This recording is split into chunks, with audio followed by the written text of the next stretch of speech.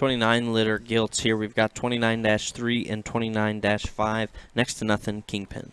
Yeah, so kind of losing our marbles here, I think, selling these two. Anyway, these are these would be next to nothing Stolquist hog back on the Kingpin sow, which would be the Heimer gilt that we bought there, that won our class there at Breeders' Cup.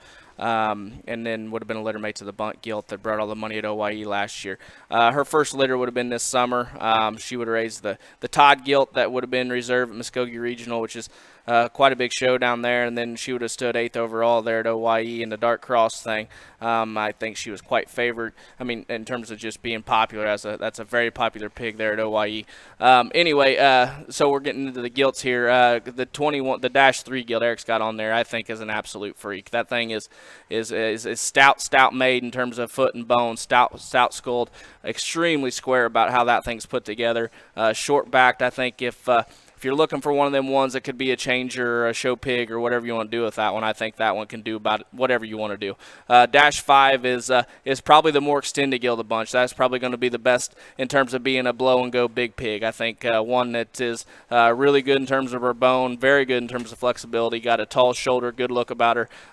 Pair of gilts, I'm actually kind of wondering why we're even picturing them, but or videoing them and selling them. But couple gilts I don't like to, I guess, let go of. These are the kind we like to keep and make babies out of. So yeah, I think obviously they're different in their makeup today, but I think one for everybody, because some people like the big extended one, some people may like the more moderate one. Bottom line is they're both pretty darn good, and I like you. These are the ones you usually keep. You let your daughter show, yep. and then I like it because you bring a son to a pig show, and we'd like to sell them for good money, and that's what both these read to me. They look like they can be competitive, and then they look like they could be generators. I actually was talking on the phone to a buddy on the way here, and he said, if Trogdons are selling any gilts out of that Kingpin sow, let me know. Well, yep, they're here, and I think you could tie into some of Trogdon's best stuff here, and I think.